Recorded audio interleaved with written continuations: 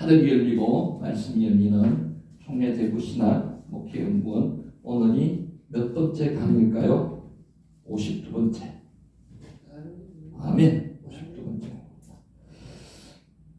가나안 오늘 창세기 12장, 12장을 마치려고 했는데 여건상 12장을 잘 못 마칠 것 같습니다. 가능하면 맞출 수 있도록 최대한 한번 해볼게요. 자, 돌아온 귀신 비유. 마태복음과 누가복음에는 더러운 귀신이 나갔다가 더 악한 귀신 7을 데려오는 비유가 있습니다. 어느 포인트를 맞춰가지고 해석하느냐에 따라서 조금 달라질 수가 있습니다.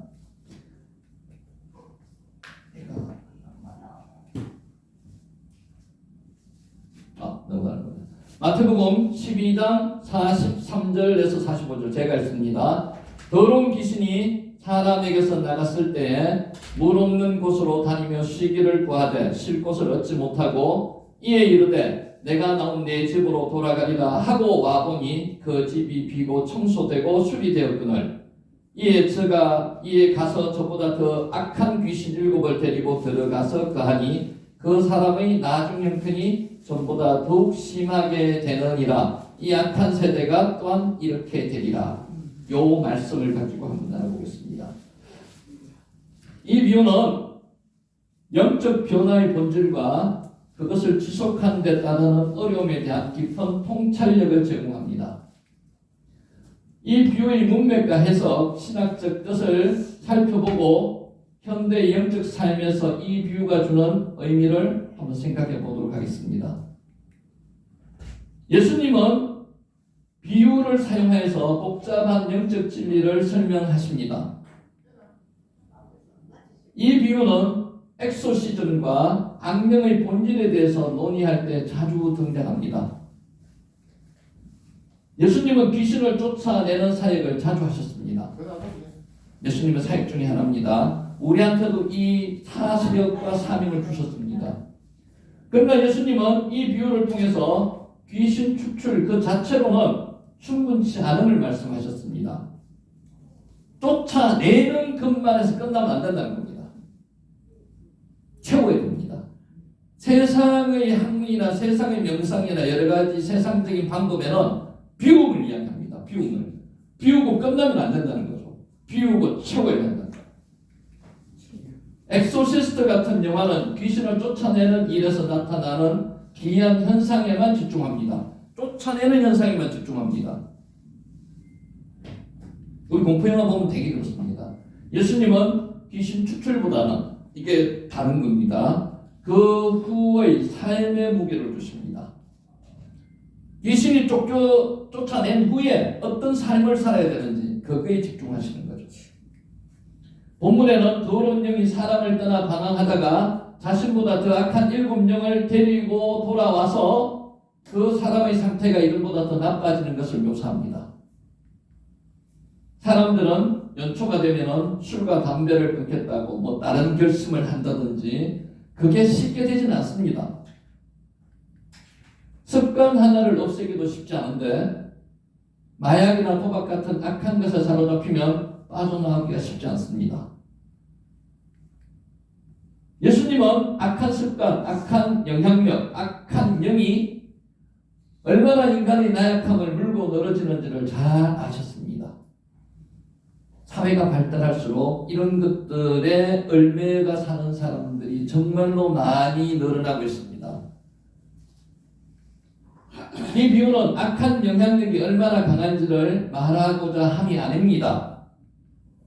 이 비유는 인간의 마음이 의로움으로 선함으로 채워지지 않고 공허한 상태, 텅 빈 상태로 있는 것이 얼마나 위험한지를 말하고 있습니다.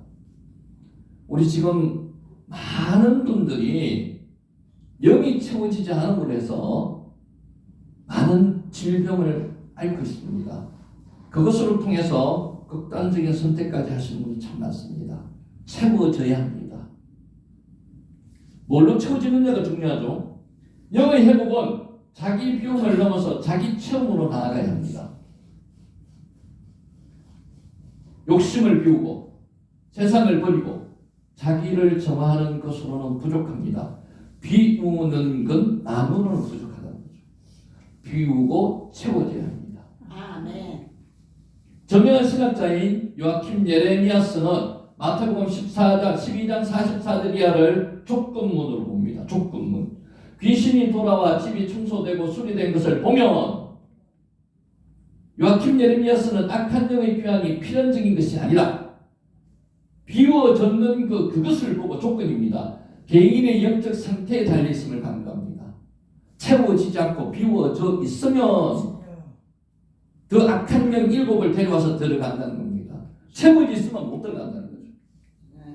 더러운 영을 쫓아낸 뒤 새 주인, 즉 하나님께서 그 집이 다스린다면, 하나님의 영이 들어와 있다면, 성령이 들어와 있다면 절대로 못 들어간다는 겁니다. 아멘. 뭐 들어가는 이유는 비워져만 있기 때문에 들어가는 겁니다. 비워져 있으면 안 된다는 거죠.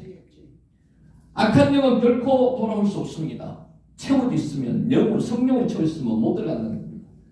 알버트 슈바이처는 이 본문을 불완전한 회개, 이름뿐인 회심에 대한 주석으로 봅니다. 자, 우리 회개할 때 주의해야 될 점이 있습니다. 회개는 눈물 흘리고 그 자리에서 입으로 시인하고 잘못했다고 끝나는 그런 회개가 아닙니다. 회개가 히브리어로 뭐라 그랬죠? 슈브, 돌아오는 거. 하나님께로 돌아오는 게 회개예요. 그 옛날에 잘못된 습관, 방법을 버리고 하나님 앞으로 돌아와서 하나님의 성품으로 바뀌는 게 회개입니다. 그러려면 그냥 눈물 흘리고 끝나는 건 회개가 아니에요. 다시 그것을 반복하면 회개가 절대로 아닌 거죠. 다시 해서는 안 돼요. 많은 사람이 말로만 민노라 하고 말로만 회개한다고 하면서 끝나면 안 돼요. 실제로 그의 삶이 주님을 주인으로 모시지 않습니다. 그럼 회개가 아니라는 거죠. 주님을 주인으로 모셔야 된다는 겁니다. 하나님 앞으로 돌아와야 된다는 겁니다. 요나의 전도를 받고 니느웨 사람들은 회개를 했습니다. 그런데 불완전한 회개라는 거죠. 이건 절대로 우리가 말하는 회개가 아닙니다. 그래서 니느웨가 어떻게 됐습니까? 결국은 멸망하게 되었습니다. 그렇지만 니느웨는 악한 행실에서 완전히 돌아서지 않고 잔인한 정복을 일삼았습니다. 결국 니느웨는 멸망할 수밖에 없어서 멸망했습니다. 회심보다 훨씬 중요한 것은 그 후의 새로운 삶입니다. 그래서 우리 현대의 기독교인들의 문제가 회심한 후의 행동입니다. 생활입니다. 돌아가야 됩니다. 오늘날 그리스도인들이 입으로만 해결을 말하고 계획을 외치는 경우가 많습니다. 그리스도인이 예배당에 모여서 눈물 흘리며 회개하는 이런 의미가 있을 수도 있습니다. 삶이 돌아와야지만이 됩니다. 플러스 해가지고. 그러나 새로운 삶으로 전진하지 않는다면 회개는 무의미할 수밖에 없습니다. 그래서 우리가 기도회를 오후에 합니다. 하는데 회개 역사가 일어나고 그게 그냥 그 당시 눈물 흘리고 감정적으로 끝나고 입으로만 토로해서 끝나서는 안 된다는 겁니다. 삶이 바뀌어야 된다. 악은 예수님께서 다시 오실 때까지 없어지지 않습니다. 세상에는 더러운 귀신보다 훨씬 사악한 귀신이 많습니다. 예수님은 그리스도인이 이 세상에서 선한 영향력을 행사할 수 있기를 소망하십니다. 하나님의 성품, 예수님의 성품을 가지고 이 세상을 바꾸기를 원하시는 거죠. 그리고 이 세상에서 하나님의 나라가 견고하게 세워지기를 소망하십니다. 그것은 악한 세상처럼 미워하고 그것은 악한 세상처럼 미워하고 갈등하고 분쟁하고 싸우는 방식이 아닙니다. 그리스도인 중에는 아직도 십자군 전쟁 방식을 선호하는 사람들이 많습니다. 투쟁. 여기서 끝나는 기독교인들이 많다는 거죠. 싸워서 쟁취할 게 아니라는 겁니다. 그러면 예수님께서 싸워서 쟁취를 하셨죠. 왜 십자가에 달려 돌아가시겠어요? 싸워서 쟁취할 건 아니라는 겁니다. 그리스도인은 하나님의 방식으로 하나님의 나라를 세워야 됩니다. 그것은 사랑, 자비, 온유, 포용, 용서, 긍휼과 같은 방법입니다. 그래서 우리가 라캄에 대해서 여러 번 많이 들었습니다. 헤세드에 대해서 여러 번 많이 들었습니다. 긍휼, 자비, 사랑. 예수님은 바로 그 방법으로 죄인들을 구원하시고 하나님 나라를 세우셨습니다. 전쟁이나 전투 같은 과격한 언어를 버려야 됩니다.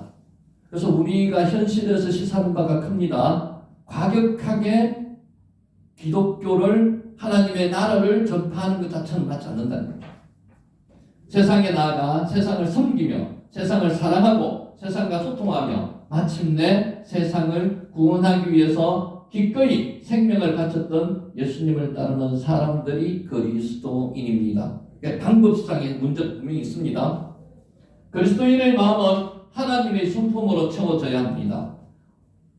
창세기에서 하나님께서 하나님의 모양과 형상대로 만드셨습니다. 그 하나님의 모양의 형상을 우리가 가지고 있기 때문에 그 하나님의 성품대로 우리는 채워져야 합니다. 영이신 하나님, 사랑이신 하나님, 자유케 하시는 하나님, 공동체이신 하나님, 이런 형상을 우리가 채워져야만 된다는 거죠. 그런데 우리는 인간의 모습만을 가지고 지금 삶을 살고 있습니다. 그래서 악한 마음과 생각이 들어오지 못하게 해야 합니다. 우리의 영적 여정에서 단순히 악을 제거하고 악과 싸워 이기는 차원이 아니라 그리스도인이 진실하게 변화하고 하나님의 마음으로 채워서 세상에 나아가야 합니다. 하나님의 마음으로 채워져야 하는 거죠. 사악한 귀신 일곱이 아니라 수천이 온다 할지라도 하나님의 마음으로, 하나님의 영으로 세상에서 하나님의 은혜를 나누어야 합니다. 이 비유는 영적으로 충만한 삶, 하나님으로부터 하나님으로 충만한 삶의 본질이 무엇인지를 가르쳐 줍니다. 비우는 데서 끝나서는 안 되고요. 비움 플러스 하나님의 성품, 하나님의 성령으로 채워져야만 된다는 것을 이 비유가 말씀하시는 겁니다. 사람의 마음이 선함과 의로움으로 채워지지 않고 공허한 상태, 텅 빈 상태로 있는 것은 매우 위험합니다. 조울증, 우울증, 요새 많죠 그런 것으로 질병으로 극단적인 선택을 할 수 있는 겁니다. 영의 회복은 자기 비움을 넘어서 자기 체험으로 나아가야 합니다. 그리스도의 마음, 하나님의 성품, 사랑과 자비와 긍휼과 온유와 포용과 용서로 가득 채워져야만 합니다. 하나님의 성품, 그리스도의 마음으로 우리 영이 가득 채워진 저와 여러분이 되시기를 간절히 축복하면서 오늘 강의를 시작합니다. 아멘. 자, 간단하게 복습하고 갈게요. 점점 남방으로 옮겨가더라. 12장 9절 지금 하고 있습니다. 낫사는 장막의 말뚝을 뽑다는 겁니다. 낫사는 성경에 자주 나옵니다. 출애굽기에 보면은 장막을 몇 번 옮기는가 하면 42번을 옮깁니다. 장막을 옮기다 할 때 그게 단어를 낫사라는 단어를 씁니다. 낫사. 장막을 치라는 단어는 나타라는 단어를 쓰는데 이 단어는 크게 많이 사용하지 않습니다. 우리가 기억해야 될 때 낫사 기억하시면 좋습니다. 낫사. 장막의 말뚝을 뽑다는 뜻입니다. 옮기다, 이동하다 이런 뜻입니다. 나타, 장막을 치다. 자, 10절 그 땅에 기근이 들었으므로 아브라함이 애굽에 거류하려고 그리로 내려갔으니 이는 그 땅에 기근이 심하였습니다. 자, 여쭤봅니다. 질문합니다. 약속한 땅에도 기근이 옵니까? 약속의 땅. 가나안이 약속의 땅이었잖아요. 하나님께서 축복하시고 아브라함을 이쪽으로 옮기셨지 않습니까? 약속의 땅에도 기근이 옵니까? 옵니다. 하나님의 자녀에게도 시련과 환난이 옵니다. 왜 옵니까? 하나님의 자녀 만들기 위해서. 시련과 환난을 통해서 하나님의 강한 자녀를 만들기 위해서, 이 세상에서 이기게 하기 위해서 하나님께서 시련을 주시는 겁니다. 가나안 땅에도 약속의 땅에도 기근이 옵니다. 여기서 애굽에 거류하려고 내려갔는데 이 단어 자체를 완전히 정착하려고 내려가는 건 아닙니다. 그래서 꾸르라는 단어를 썼습니다. 꾸르는 잠시 머물다가 다시 돌아오는 겁니다. 잠시 정착하는 것, 그것이 꾸르입니다. 꾸르. 아부가 기근입니다. 꾸르는 잠시 기근하다. 그래서 아브라함도 하나님께서 약속으로 주신 가나안을 아주 떠날 생각은 없었습니다. 잠시 너무 식량이 없으니까 잠시 내려갔다가 오려고 애굽으로 내려갔습니다. 그때 하나님께 기도하지 않고 묻지 않고 내려갔기 때문에 그게 아브라함의 실수라고 이야기하는 겁니다. 11절 그가 애굽에 가까이 이르렀을 때 그의 아내 사라에게 말하되 내가 알기에 그대는 아리따운 여인이라. 그래서 이 아리따운 여인 때문에 신학적으로 논쟁이 많습니다. 정말 아름다웠다 맞는 이야기 같습니다. 근데 나이가 이때 65세였습니다. 우리 기준으로 말하면 65세가 이제 황혼기에 접어들었지만은 사라가 127세를 살았습니다. 그렇기 때문에 그렇게 황혼기는 아니었을 것 같아요. 우리 나이로 환산하면은 30대 후반이나 40대 초반 그 정도 되었을 겁니다. 거기에다가 셈족이니까 피부가 희었습니다. 한족인 애국 사람들은 피부가 가무잡잡했습니다. 가무잡잡한 사람 중에 흰 사람이 들어가면 돋보입니다. 그래서 인물도 잘생겼지만 피부 때문에도 아름답게 보였을 것이다. 그렇게 해석하는 게 맞을 것 같습니다. 광채가 날 정도로 아름답고 화려하다는 그런 뜻입니다. 사라가 여기까지 지난번에 했고요. 약패가 아름답다는 뜻이고 마레가 모양입니다. 자, 오늘 12절부터 들어갑니다. 12절 애굽 사람이 그들을 볼 때 이르기를 이는 그의 아내라 하여 나는 죽이고 그대는 살리리니. 애굽 사람이 사라를 볼 때 너무 아름답기 때문에 그 당시 애굽에는 풍습이 있었습니다. 아름다운 여자를 남편을 죽이고 뺏어오는 풍습이 있었습니다. 그래서 아브라함도 그것을 두려워했는 거죠. 거기다가 너무 사라가 아름답기 때문에 걱정을 할 수밖에 없었습니다. 근데 인간적으로 지금 계속 아브라함은 접근하고 있습니다. 우리는 누구를 생각해야 돼요? 하나님을 생각해야 돼요. 하나님께서 내려가라 이야기도 안 했습니다. 자기 마음대로 내려갔고 내려가서도 또 이 걱정을 자기 마음대로 하고 있습니다. 근데 하나님께서 간섭하십니까? 안 하십니다. 가만히 두고 보시는 거죠. 이게 물에 빠진 사람이 힘 빠질 때까지 기다리고 계시는 겁니다. 그 모양대로 지금 가만히 있는 겁니다. 하나님은 우리한테 자유의지를 주셨어요. 그래서 우리가 하는 일일이 사건 끈끈이 돼서 다 간섭을 안 하십니다. 스스로 해결할 수 있도록 내버려 두실 때도 많습니다. 그리고 돌아오게 만들어 주시는 거죠. 그게 슈브예요, 슈브. 하나님으로부터 멀어져 있는 데서 돌아오는 게 슈브지 않습니까? 그게 회개입니다. 그래서 아브라함을 지금 믿음이 초창기입니다. 초창기 단계니까 이것을 지금 거치게 만들어 주시는 거예요. 애굽 사람이 사라를 볼 때 왜 하얗기 이로우 오타크 한미 트림이라고 했습니다. 여기서 라가 나옵니다. 라, 보다, 이로우. 보다는 어떤 뜻을 이야기했어요? 함이 아버지의 벌거벗은 모습을 봤습니다. 그냥 볼 때 그냥 슬쩍 보고 온 게 아니라 그랬죠. 어떻게 보고 왔어요? 아주 자세히 상세히 보고 나와서 형제들에게 고자질을 했습니다. 상세히 보다는 건 왜 상세히 보여요? 관심이 있기 때문에 상세히 보는 겁니다. 애굽 사람들도 사람을 볼 때 그냥 힐끗 보면서 아름답다 이게 아니에요. 그냥 어떤 마음을 품고서 상세히 보면서 와 정말 아름답다 어떤 목적을 가지고 봤다는 겁니다. 그게 라아라는 단어입니다. 라아. 하나님도 우리를 어떻게 보고 계세요? 상세히 보고 계세요. 오늘 우리가 어떤 행동을 하시는지 그냥 슬쩍 보시는 게 아니에요. 내 일거수일투족을 상세히 보고 계시는 거죠. 그게 라입니다. 라. 주의를 집중해서 자세히 살핀다는 의미가 라입니다. 당시 아브라함이 애굽의 여러 사람들이 사라에게 관심을 가지고 계속하여 주시할 것이라는 염려를 가졌습니다.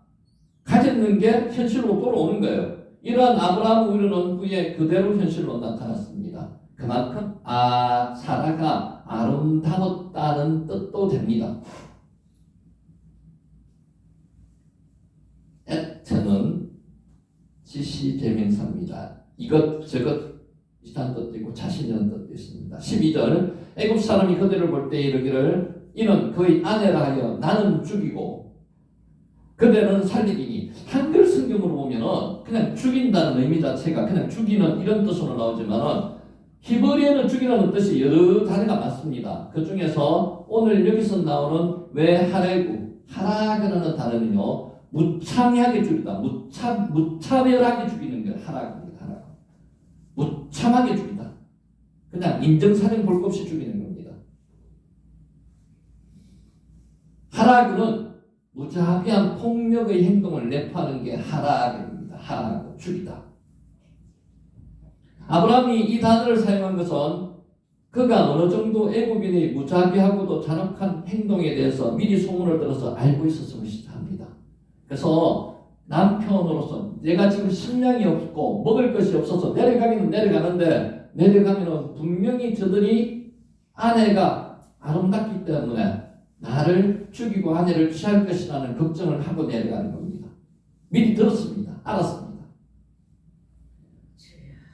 아브라함이 그 아내 사라를 굳이 누이라고 쏘기로 했던 이유는 난폭한 애굽인의 행동을 두려워했기 때문입니다. 인간적으로는 분명히 이해가 갑니다. 그죠? 인간적으로는. 근데 지금까지도 아브라함은 하나님이라는 존재에 대해서 생각을 안 하고 있습니다.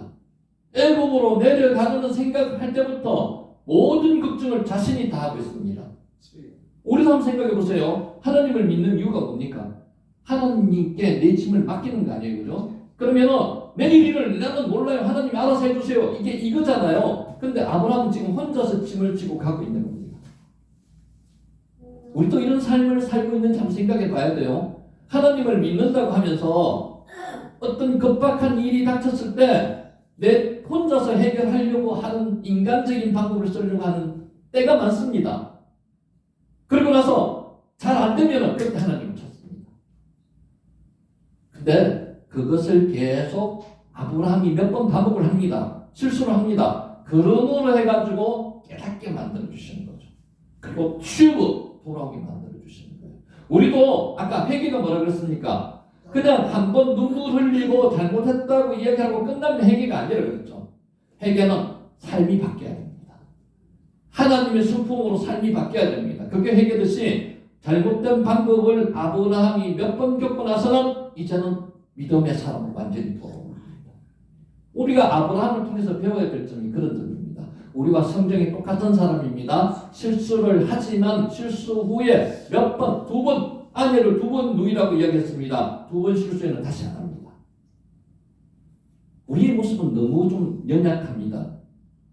회개를 하는데 실수를 하고 나서 또 반복하는 경우가 많은 것이 우리입니다. 그런데 오늘 이 순간으로 인해서는 이 말씀을 들으면서 꺼내야 됩니다. 이제는 그런 실수를 다시 반복해서 해야 된다는 거죠. 아브라함은 두 가지 점에서 죄를 지었습니다. 첫째, 목숨을 부지하기 위해서 하나님을 의지하지 않고 자기 계책을 따른 겁니다. 지금 하나님이라는 존재 자체에 대해서 머릿속에 별로 없습니다. 있으면 기도하고 하나님을 의지하죠. 그래서 하나님을 의지하지 않고 자기 옛날의 방식, 내 혼자 살아왔으니까 하나님이 자기에게 본토 친척 아비 집을 떠나서 옮기라는, 이동하라는 그런 이야기 있기 전의 모습으로 지금 돌아가는 거예요. 이때까지 그렇게 살아왔으니까. 둘째는 내가 너로 큰 민족을 이루게 하겠다고 하신 하나님의 약속을 불신한 겁니다. 큰 민족을 이루려면 어떻게 해야 돼요? 다른 첩으로 통해서 자식을 얻는 게 아니에요. 사라를 통해서 약속의 자식을 얻는 겁니다. 그래야만 됩니다. 그런데 사라가 만약에 바로한테 뺏겨서 바로의 자식을 얻는다면 그것은 낭패죠. 안 되죠. 하나님이 그냥 그 기수는 못하게 만드시는 거예요. 그래서 하나님 개입하시는 거예요. 약속의 자녀가 잘못된 방향으로 가서 정말 하나님의 뜻에 반해서 일이 일어날 것은 하나님이 막아주시는 거예요. 아브라함 혼자의 능력으로 막을 수 없습니다. 신실하신 하나님이 아브라함으로 큰 민족을 이루게 하시기 위해서는 아직 자녀를 갖지 못한 그를 죽도록 버려두실 리가 없습니다. 아브라함을 죽이지도 않을 거고요. 사라를 죽이지도 않을 거란 말입니다. 사라가 다른 신을 받들도록 내버려 두지도 않을 거란 말입니다. 이것이 약속의 하나님입니다. 하나님이 성경 말씀에 말씀하셨듯이 우리의 장래에 대해서 어떻게 말씀을 하셨어요? 복 주신다고 말씀하셨지 않습니까? 그러면 우리를 중간에서 파멸의 길로 들어가게 만들지 않는다는 거죠. 그것을 믿으시면은 시련이 오고 환난이 오고 가끔 가다가 광야가 나타나고 풍랑이 일지라도 우리는 걱정해서는 안 된다는 거예요. 중요한 것은 이 틈을 타고 사탄이 개입을 합니다. 다로를 통해서 사탄이 개입을 하는 거죠. 사탄은 지금 뭘 막고자 하는 거예요? 예수 그리스도의 탄생이 나타나서는 안 된다는 거예요. 아브라함의 씨로 통해서 예수 그리스도가 탄생하시는 거 예언이 돼 있지 않습니까? 그런데 지금 사탄이 개입을 해가지고 만약에 사라가 바로의 부처로 들어가면 어떻게 되는 거예요? 이건 하나님의 계획에서 완전히 틀어지는 겁니다. 이런 일은 절대로 일어나지 않게 만들어주시는 거죠. 사라로 통해서 하나님의 씨 예수 그리스도가 탄생을 해야 되기 때문에 사탄의 개입을 하나님께서 극한 상황에서 하나님께서 직접 나서셔서 막습니다. 지금 오늘 본문에 나오는 거 보면은 그렇게 막으시는 겁니다. 아브라함은 믿음으로 하나님의 약속을 붙들지 못하고 하나님께서 그것을 또한 능히 이루실 줄을 확신하지 못했습니다. 우리의 모습입니다. 급하고 긴급하고 정말 힘든 일이 생기면 하나님을 잠시 잊고 지나는 경우가 많습니다. 그러다가 아차고 깨닫죠. 내가 하나님을 잊었구나. 그래서는 안 된다는 겁니다. 무조건 어떤 일이 생겼을 때는 바라크 하나님 앞에 무릎 꿇고 기도부터 해야 됩니다. 그 습관이 이루어지지 않으면요, 아브라함처럼, 이 초신자 아브라함처럼 되는 거죠.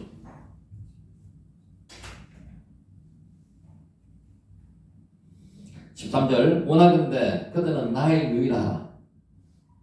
그러면 내가 그대로 말미암아 안전하고 내 목숨이 그대로 말미암아 보존되리라 하니. 이게 인간적인 방법의 처음 시작입니다. 실제로 누이 맞습니다. 이복 누이 맞습니다. 그런데 아브라함은 자기 생명을 유지하기 위해서 아내를 팔아먹는 겁니다. 지금 하나님의 원대한 계획 자체를 다 틀어지게 만드는 거예요. 그것도 지금 생각 안 하고 있습니다. 원하건대 이머리 나 말하다 아마르거든요. 아마르 원하건대 명령과 함께 쓰일 때는 애원하다는 뜻이 됩니다. 자, 그 당시 아브라함은 어떤 위치인가 하면 족장의 위치는요, 한 나라의 임금입니다. 임금. 그러면 부인한테도 어떤 위신과 채통이 있어야 돼요. 그런데 그런 위신과 채통을 다 버리고 애원하는 겁니다. 부인한테 여보 이렇게 좀 해줬으면 좋겠어. 그렇게 지금 아브라함이 이야기하는 감을 가지고 있는 거다.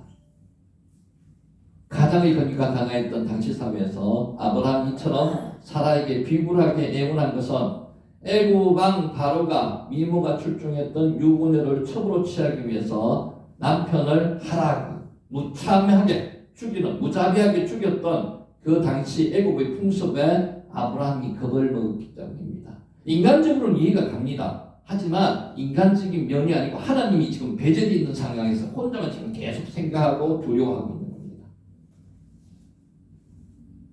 그래도 우리가 이해해줘야 될 것은 지금 아브라함은 초신자입니다. 초신자.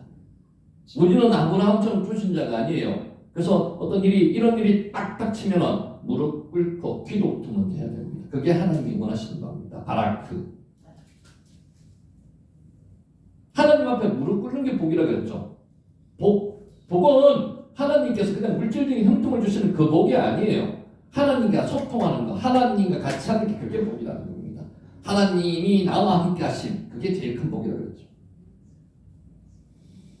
믿음의 조상이라 존경받는 아브라함조차도 위기의 순간에는 비굴한 모습을 보입니다. 이것을 보고 우리는 어떤 면에서는 안위할 수도 있습니다. 믿음의 조상인 아브라함도 그런데 안위만 해서 끝나서는 안 된다는 거죠. 인간의 약한 모습을 보일 수 있습니다. 하날 수 있습니다. 저도 여러분도 그렇게 될 수가 있습니다. 거기서 끝나서는 안 돼요.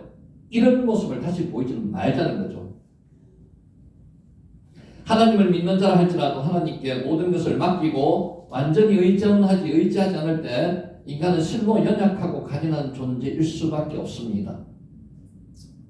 우리 혼자서 하나님이 안 계시면 우리는 정말로 연약한 존재들을 받게 될 수가 없습니다. 세상에 나가면 세상에서 번번이 깨지고 당할 수밖에 없는 존재들입니다. 하나님이 계시기 때문에 여기까지라도 올 수 있었다는 거죠. 그래서 앞으로는 또 어떤 비전을 가지고 가야 돼요? 하나님과 같이 가는 그런 꿈과 희망을 가지고 가야 돼요. 성도들이 한번 믿음을 가진 것에 만족하고 안주하는 것이 아니라 중요합니다. 매 순간이 중요합니다. 매 순간마다 하나님을 의지해야 됩니다. 죄에 빠지지 않고 경건한 생활을 하도록 늘 노력해야 됩니다. 매 순간 노력하지 않으면요, 아까 마귀는 곧 틈을 비집고 들어옵니다. 조그마한 틈을 비집고 들어오면 거기서부터 뭐가 생기는 거예요? 예수님을 팔려는 가룟 유다의 생각이 생길 수도 있고요, 선악과를 따먹는 아담과 하와의 그런 생각을 가질 수도 있게 만들어줍니다. 하와가 처음부터 선악과를 따먹고 싶은 생각이 없었습니다. 뱀이 옆에 와서 유혹하는 거죠.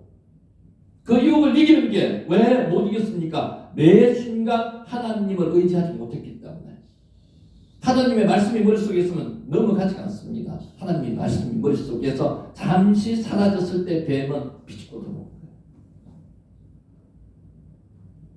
그럴 때만 대적 마귀가 우는 사자와 같이 두루 다니며 삼킬 자를 찾는 베드로전서 5장 8절 말씀처럼 이 세상에서 마귀의 미혹에 빠져 죄를 짓지 않고 승리하는 삶을 살 수 있습니다.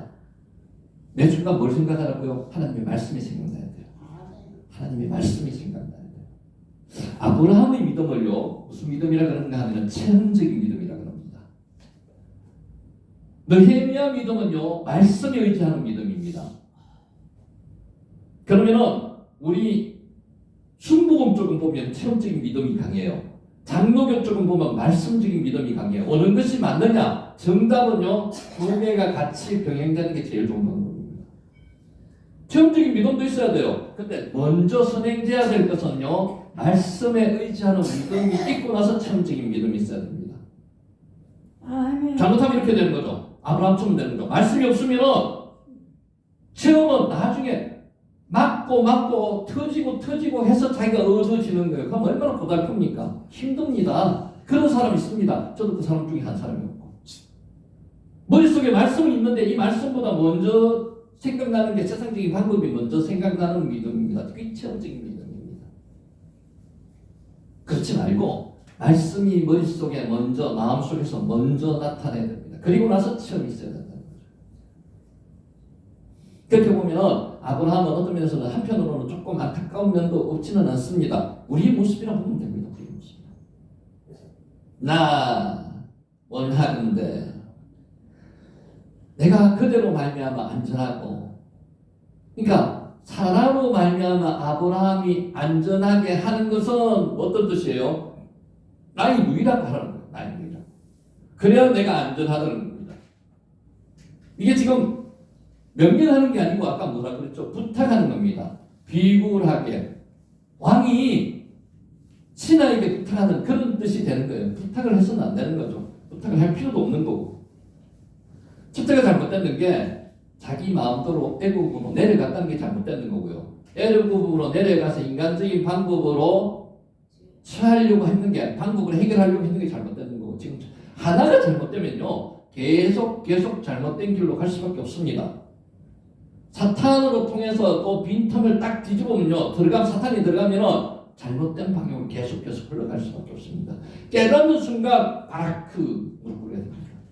그래 우리가 지금 생각해야 될 거예요. 가면 갈수록 점점 하나님과의 관계가 멀어집니다. 빨리 돌아와야 되죠. 그래서 회개가 필요한 겁니다.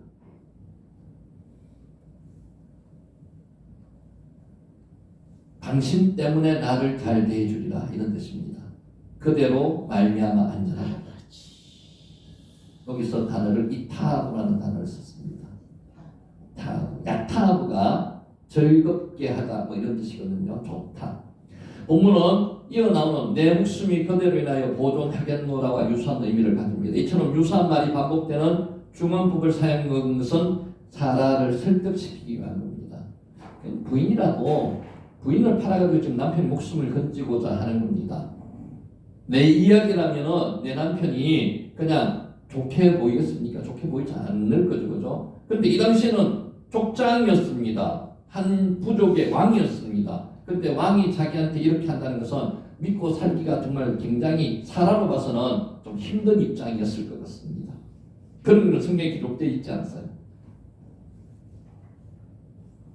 단순히 생명 유지란 소극적 차원에서보다 적극적으로 각종 혜택과 복을 누리는 상태로도 이해될 수 있습니다. 야타하고 이타하고가 내가 그대로 말미암아 안전하다. 만약 이러한 해석을 취한다면 한순간에 아브라함은 사라를 이용하여서 자신의 이익만을 도만 이기주의적이고 파렴치한 인간으로 전락할 수도 있습니다. 실제 이 당시로 보면 그렇습니다. 자기의 목숨을 건지기 위해서 부인을 파는 겁니다. 만약에 내 남편이 내 아내가 이렇다면 우리가 쉽게 용납할 수 있겠습니까? 그게 힘들 겁니다. 야타하고 기쁘다, 좋다, 야타하고입니다. 아부르라는 단어도 있는데 뭐뭐 때문에 것입니다. 자, 이제 볼게요. 왜 아브라함은 사라가 아닌 것을 숨겼을까요? 그러니까 다 알았습니다. 왜 숨겼을까요? 자기 살기 위해서 그렇습니다. 창세기 12장 11절 13절을 제가 읽습니다. 그가 애굽에 가까이 이르렀을 때 그의 아내 사라에게 말하되 내가 알기에 그대는 아리따운 여인이라. 애굽 사람이 그대를 볼 때 이르기를 이는 그의 아내라 하여 나는 죽이고 그대는 살리리니 원하건대 그대는 나의 누이라 하라. 그러면 내가 그대로 말미암아 안전하고 내 목숨이 그대로 말미암아 보존되리라 하니라. 왜 아브라함은 사라가 자신의 아내인 것을 숨겼을까요? 자신의 아내인 사라가 너무 아름다워서 자신이 죽임을 당할 것 같은 두려움 때문에 아브라함은 하나님께 기도하지 못했고, 제일 중요한 겁니다. 하나님께 기도하지 못했다는 게 제일 중요한 겁니다. 자신의 아내에게 거짓말을 부탁하는 겁니다. 믿음의 수준은 쉽게 드러나지 않습니다. 여러분 평상시 같으면 예배 드릴 때는 믿음의 수준이 드러나지 않습니다. 비슷비슷합니다. 언제 드러납니까? 광야에 들어갔을 때, 풍랑일 때 믿음의 수준이 확 차이가 납니다. 나 자신도 모를 때가 많습니다. 광야에 들어가면은 기근이 생기면은 하나님에 대한 믿음의 수준이 나타납니다. 나의 삶에 찾아오는 고난이 중인 유익 가운데 하나입니다. 하나님은 기근을 통해서 아브라함의 믿음의 수준을 스스로 알게 하셨습니다. 깨우치게 만들었어요. 여러분 혹시 고난을 당하셨을 때 내 믿음이 어떤지 한번 판단해 보신 적 있습니까? 대개의 믿음은 고난을 당했을 때 아주 강하지 못합니다. 약합니다. 아브라함처럼 맨 먼저 인간적인 방법을 찾습니다. 하나님께 딱 무릎 꿇고 앉아가 하나님의 뜻을 기도하지 못합니다. 똑같습니다. 비슷합니다.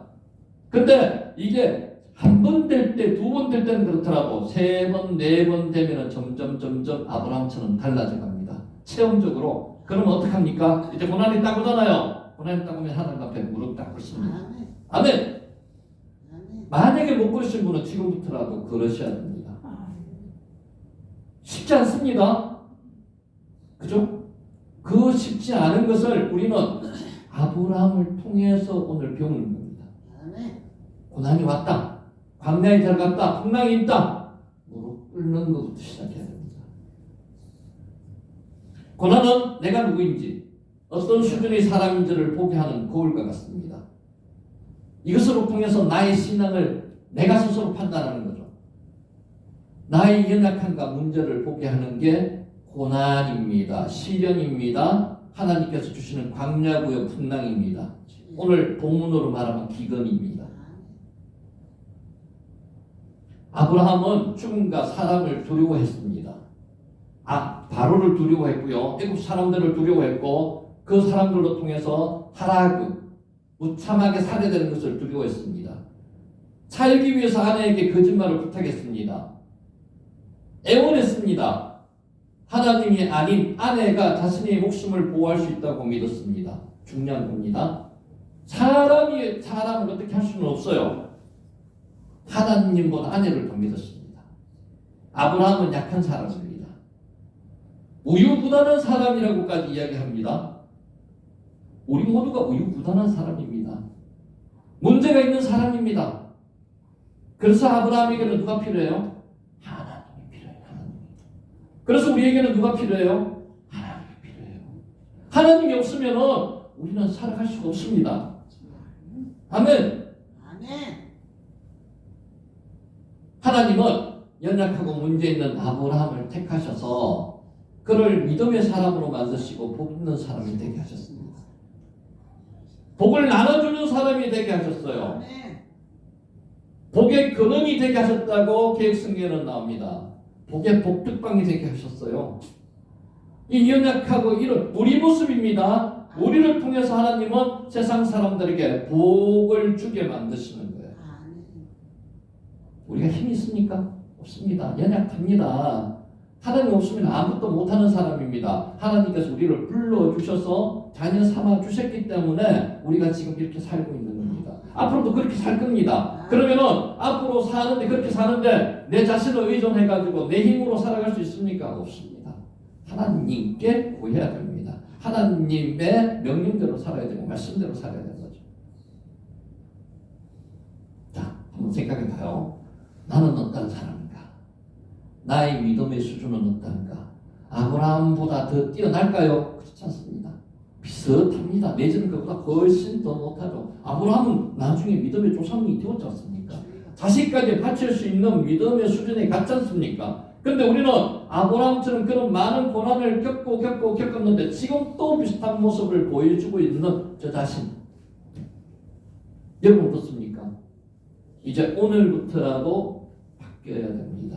2023년도가 이제 며칠 남지 않았습니다. 그죠? 며칠 남지 않았으니까 이제 마음의 정리를 잘 하셔야 돼요. 회개할 거는 회개하고, 우리 지난번에 기도원가서 말씀드렸던 후회는 절대로 해서는 안 되고요. 회개하고 하나님께 주신 사명대로 살아야 됩니다.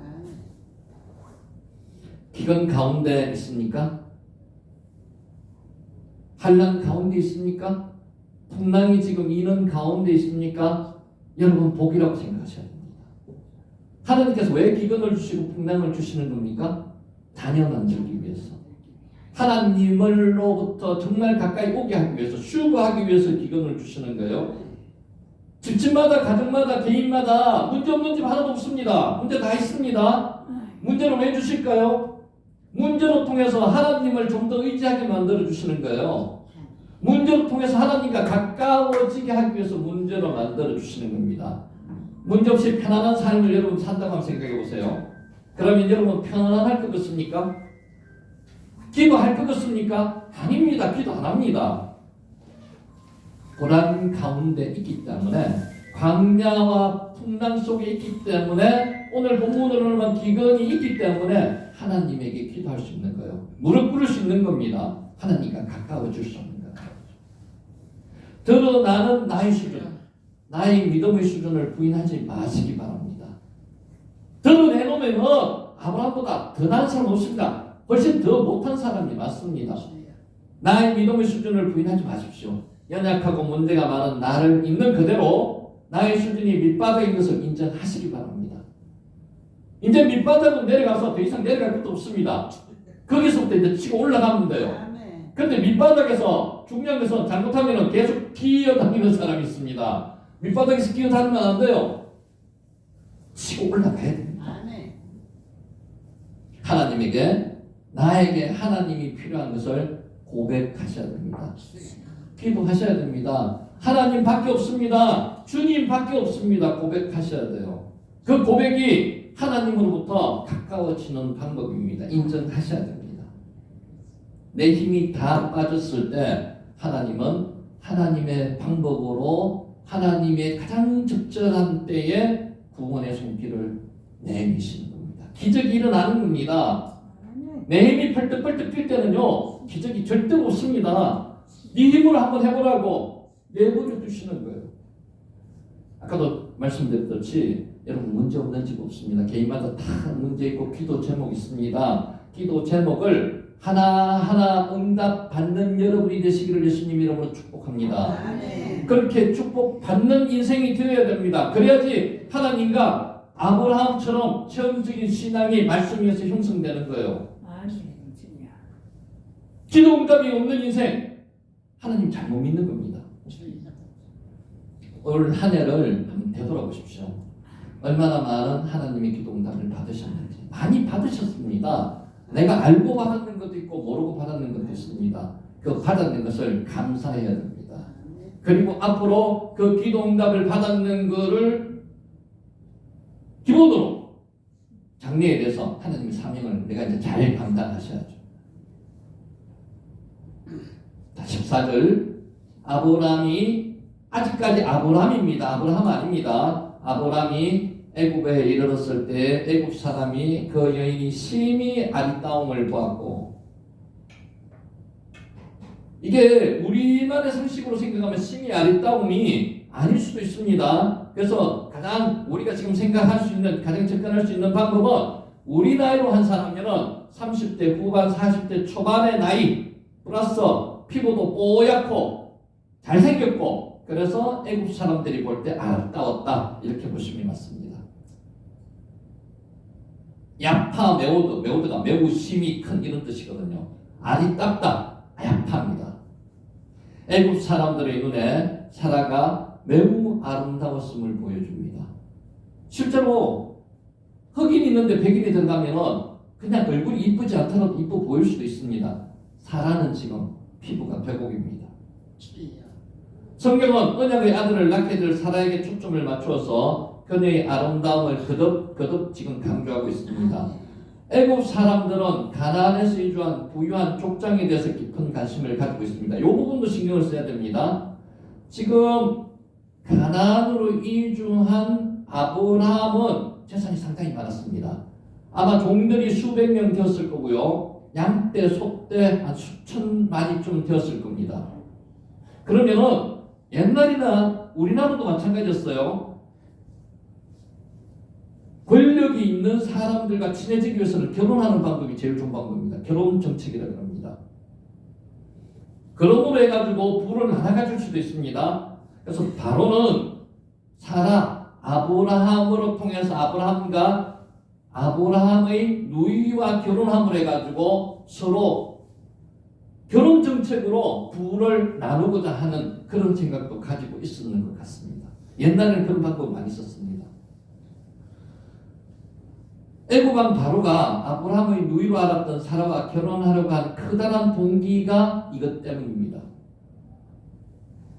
그래서 경쟁자로 만들지 않고 서로 협력자로 만드는 거죠. 결혼을 해서. 잘생긴 데다가 그런 목적도 있어가지고 바로가 사라를 취하려고 했던 겁니다. 애굽 왕 바로는 자신의 정권을 강화하기 위해서 여러 부족장의 여동생이나 딸과 정략 결혼을 했습니다. 그가 사라를 취하려 했던 것도 바로 이러한 사실과 밀접한 관련이 있었던 것 같습니다. 그래서 한 가지만 꼭 목적을 가지고 보지 마시고요. 여러 가지 정황을 보면은 바로가 사라를 취하려고 하는 목적이 나올 수가 있습니다. 15절, 바로의 고관들도 그를 보고 바로 앞에서 칭찬함으로 그 여인을 바로의 궁으로 이끌어 들인지라. 사르가 고관, 벼슬아치, 이런 뜻입니다. 사례가 여기서 나왔습니다. 사례가 다스리다. 사라의 이름이 사라가 사라 이름이 여기서 사르에서 나왔습니다. 사르. 바로는 큰 집이라는 뜻입니다. 왕궁에 거하는 애굽 왕을 가리키는 일반적인 명칭이 바로입니다. 바로. 원어로는 파르오라고 합니다. 당시 팔레스타인에서 여자들은 얼굴을 가리고 있었습니다. 그런데 애굽은 얼굴을 가리지 않았습니다. 그렇기 때문에 미모가 드러나는 거죠.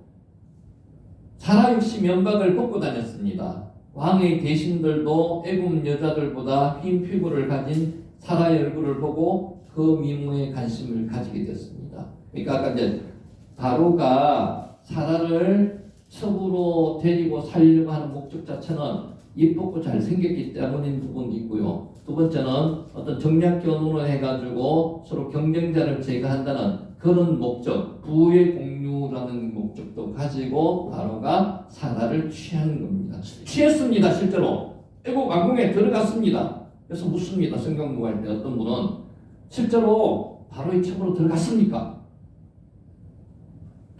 어떠실 것 같아요? 들어갔어요. 들어가긴 들어갔어요. 근데 몸을 더럽히진 않았습니다. 몸을 더럽히면 큰일 나는 거죠. 그죠?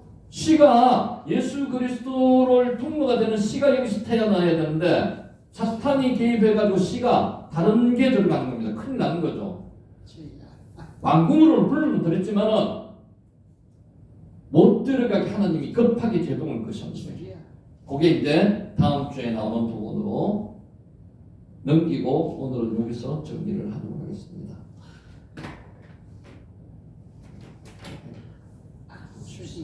아이고 에어컨 틀어놔서 날 죽겠네 추워. 추워요? 추워요 추워. 전에 좀 나왔네. 완전 나네. 아까 전부 다 벌벌벌벌 뜨시는 것 같아요.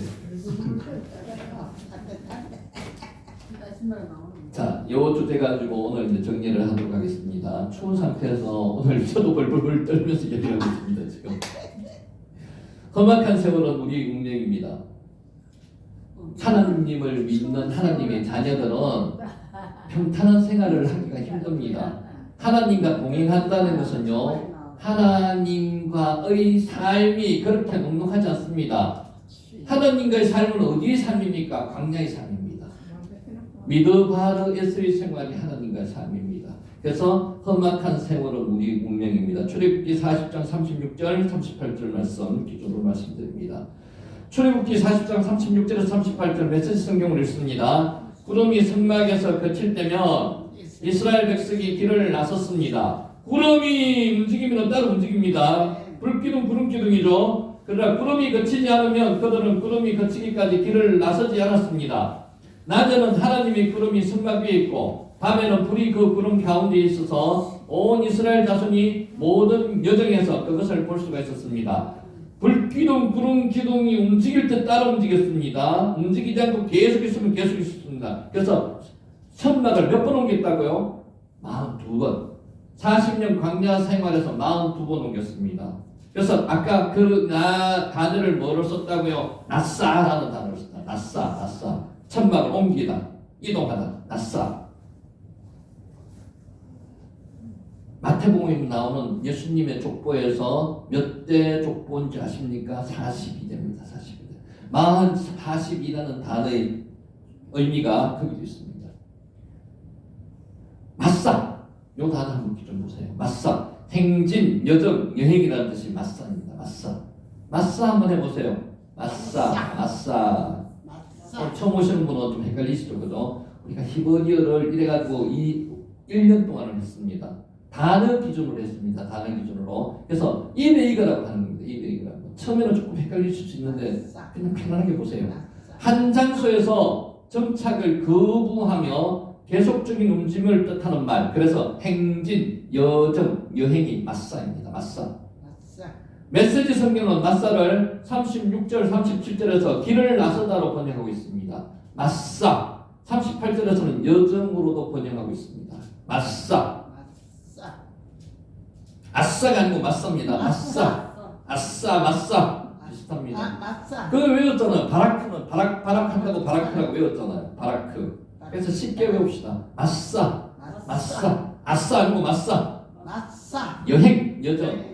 출애굽기 40장 38절 메시지 성경을 읽습니다. 낮에는 하나님의 구름이 성막 위에 있고 밤에는 불이 그 구름 가운데 있어서 온 이스라엘 자손이 모든 여정에서 그것을 볼 수 있었다. 여정이 뭐라 그랬죠? 마싸. 유대인들은 자신들의 정체성을 마싸로 이해합니다. 마싸.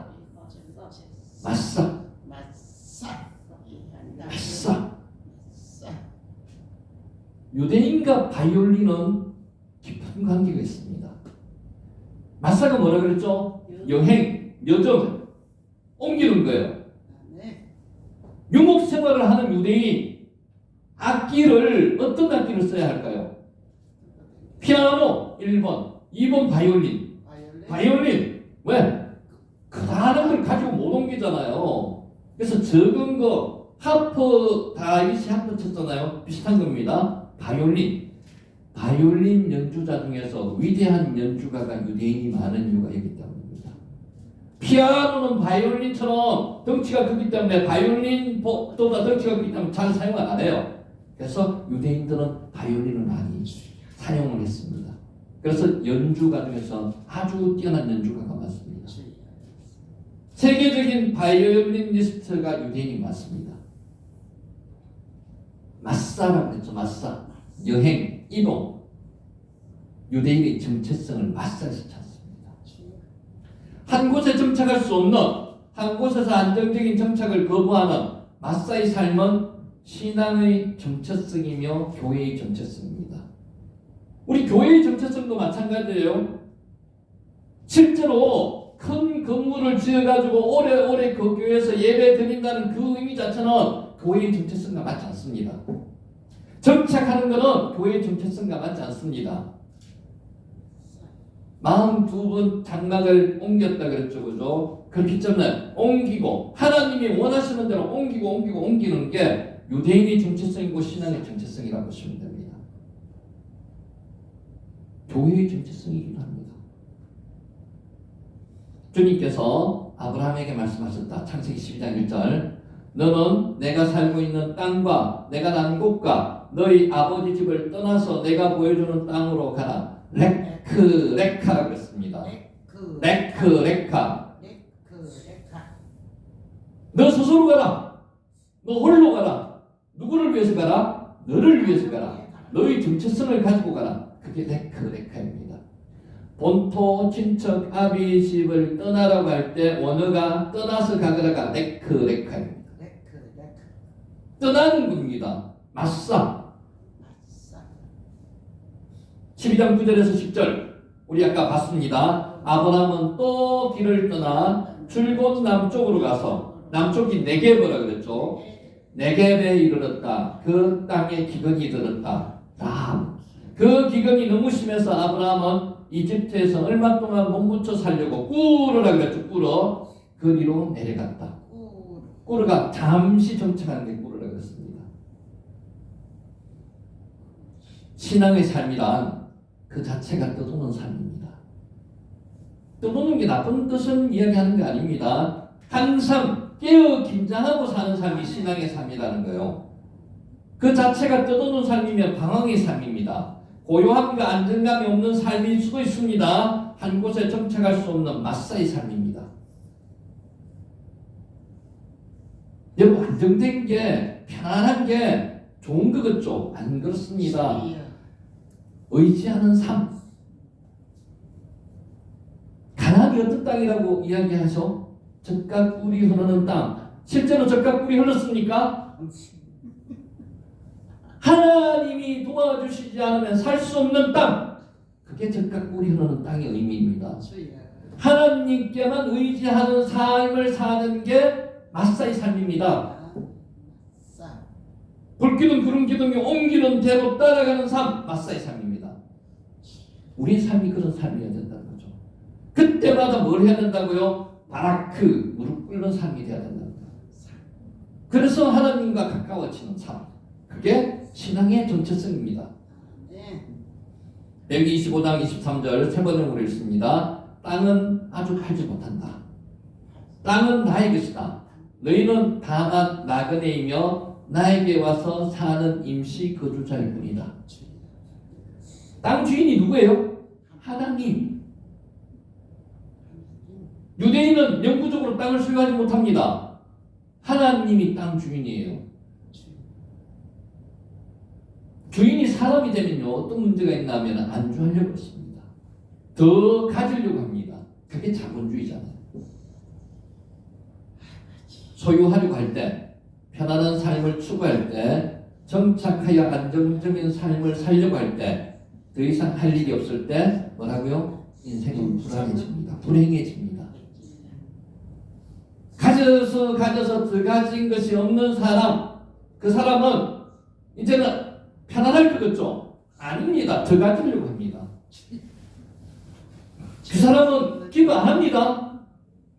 기도 안 해도 인간적인 방법으로 많이 가질 수 있는데 왜 부자들이 하나님 믿기가 힘들 줄 아십니까? 돈 가지고 거의 다 해결되거든. 하나님 믿으면요 어때요? 언제 어느 순간에 하나님이 부르시면 천국 가야 됩니다. 그 놔두고 어떻게 가겠어요? 아 싫어, 나는 싫어. 나는 내 돈 가지고 쓸 거야. 근데 하나님이 그게 어리석은 부자지 않습니까? 내일 아침에 부르면 그대로 가야 됩니다. 다 모아놓고 그대로 가야 됩니다. 우리는 그게 보면 행복하죠. 다 내버려두고 그대로 가더라도 내버려둘 게 별로 없으니까 행복하지 않습니까? 하나님을 자녀들은 마사의 삶을 살아야 됩니다. 이 산을 자주 다녀보면요 어떤 특징이 있냐면은 살림살이를 많이 잘못 안 합니다. 맞죠? 가볍게 또 언제 옮길지 모르니까 그게 마사의 삶을 사는 거예요. 내 가진 거 풍족하게 누리면서 살려고 안 합니다. 남을 도우려고 사는 삶, 나보다 남을 신경 쓰는 삶, 그게 마사의 삶. 사도행전 7장 4절에서 5절 세 번역을 했습니다. 그래서 그는 갈대아 사람들이 땅을 떠나 하란으로 가서 거기서 살았습니다. 그의 아버지가 죽은 뒤에 하나님께서 그를 하란에서 지금 여러분이 사는 이 땅으로 옮기셨습니다. 그러나 하나님께서는 여기에서 유산으로 물려줄 손바닥만한 땅도 그에게 주지 않으셨습니다. 아브라함에게 자식이 없는데도 하나님께서는 그와 그 후손에게 이 땅을 소유로 주겠다고 약속하셨습니다. 아브라함은 생전에 땅이 없었습니다. 약속만, 언약만 받으셨는 거죠. 언약만 받았는 거죠. 그래도 그걸 믿었습니다. 우리는 이 땅에서의 땅을 가지려고 노력하지 마세요. 천국에서 하나님이 주시는 땅이 저기 있지 않습니까? 그래서 이 땅에서 욕심을 부리시면 안 돼요. 욕심 부리지 마시고 마사의 삶을 사셔야 됩니다. 일어나거든 내가 도울 사람이 없나 살펴보시는 게 먼저 하시기 바랍니다. 하나님이 오늘 뭐를 나에게 명령하실지 신경 곤두서서 하나님의 명령을 기다리시는 삶, 그게 마사의 삶입니다. 창세기 47장 9절 세 번역을 읽습니다. 바로에게 대답하였다. 이 세상을 떠돌아다닌 횟수가 100년하고도 30년, 130년 험악한 세상을 살았다고 얘기하지 않습니까? 저희 조상들이 세상을 떠돌던 횟수에 비하면 제가 누린 횟수는 얼마 되지 않지만 험악한 세월을 보냈습니다. 바로 앞에서 야곱이 이런 말을 지금 하고 있는 겁니다. 여러분 지금 80년, 70년 험악한 세상을 지금 보내고 계시는 거죠. 험악한 세상입니다. 하나님이 안 계시면 정말 그 험악한 세상이에요.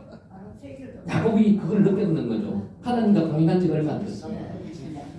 하나님 때문에 세상을 떠돌아다니며 험악한 세월을 보낸 야곱의 인생을 불쌍하다 할 수 있습니까?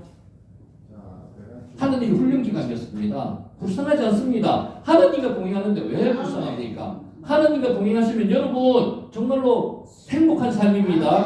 행복한 삶 맞죠? 지금 여러분과 하나님 동행하십니까? 여러분 행복하십니다. 여러분 지금 광야 속에서 하나님과 같이 사시는 행복한 삶입니다. 기도 제목이 있으시면서 하나님께 기도하는 삶은 행복한 삶입니다. 그죠? 행복합니다. 감사한 삶입니다. 하나님 때문에 산전수전 다 겪은 요셉의 인생이 비참합니까? 아니요. 우리는 요셉이 총리가 되었다는 그 결과론만 가지고 그러는데 하나님과 함께하는 요셉은 비참한 삶이 아닙니다. 감옥에 갇혀 있더라도 노예생활 하더라도 요셉은 비참한 삶이 아닙니다. 하나님과 같이 하기 때문에. 아멘. 이 세상에서는 마사의 삶이라고 그랬지 않습니까? 하나님과 같이 하는 삶이 행복한 삶입니다. 아멘. 하나님 때문에 편안하지 못한 노년을 산 모세는 불행합니까? 80에서 그의 사명이 시작되었습니다. 40년 동안 자고 일어나면 불평불만입니다. 이스라엘 민족이 먹을 것 없습니다. 마실 것 없습니다 하는 그 삶이 모세한테 와서 다 이해합니다. 40년 동안 모세가 광야에서 훈련 안 받고 오면 사람이 안 되었다면 아마 모세는 돌아버렸을 거예요. 근데 그거 참고 견디지 않습니까? 물론 못 참아서 바위를 잘못 두드렸기 때문에 가난이 못 드는 것도 있습니다. 모세의 삶은 불행한 삶이 아니었습니다. 그래서 우리가 지금 인생이 80부터라고 말씀드렸듯이 지금부터의 삶은 불행한 삶이 아닙니다. 하나님과 함께하는 삶은 행복한 삶이에요. 아멘. 오늘 이 자리에 오신 분들의 삶은 이제부터가 더 행복한 삶입니다. 아멘. 하나님과 함께하는 삶은 행복한 삶이에요. 아멘 하시죠? 아멘. 남들처럼 안정적이지 못하고 편안하지 못한 것은 나 때문이 아닙니다. 나 자신을 자책할 필요가 없습니다. 하나님이 나에게 마사의 삶을 허락하신 겁니다. 하나님이 마사의 삶을 허락하신 여러분은 행복한 삶이에요. 하나님과 동행하는 삶이기 때문에 행복한 삶이에요. 기도 제목이 있는 여러분 행복한 삶이에요. 아멘. 아멘. 나이 들어서 일이 많다고 불평하지 마시기 바랍니다. 예배 드리는 횟수가 많아서 아이고 힘들어 하지 마세요. 행복한 삶입니다. 하나님 만나러 나오는 삶은 행복한 삶입니다. 걸을 수 있고 예배 드릴 수 있으면 행복한 삶이에요. 못 걸으신 분 어디 있습니까? 요양병원에 지금 다 있습니다. 집에 누워 있습니다. 오늘 아침에 어제 저녁에 잠잘 때 내일도 걸어 다닐 힘이 있고 예배에 참석할 수 있는 힘을 주시옵소서. 행복한 삶입니다. 아멘. 그런 기도를 하셔야 돼요. 마사의 삶. 나이가 들어서도 힘이 있고 할 일이 있다는 것은 감사한 삶입니다. 아멘. 나이 들어서도 예배할 수 있다는 것은 감사한 삶입니다. 하나님이 허락하신 일입니다. 그게 마사의 삶입니다. 내 집이 없어서 장막을 옮기는 것에 대해서 불평하지 말고 즐기시기 바랍니다. 하나님의 사람은 죽을 때까지 하나님의 구름과 함께 움직이는 마사의 삶을 살아야 합니다. 구름 기둥이 움직일 때 따라가셔야 됩니다. 불기둥이 움직이는 쪽으로 따라가셔야 됩니다. 하나님이 감동 주시는 쪽으로 생활하셔야 됩니다. 그게 마사의 삶입니다. 오늘 여러분 이 자리에 잘 참석하셨습니다. 여러분 마음에 불을 붙이는 시간이 되시기 바랍니다.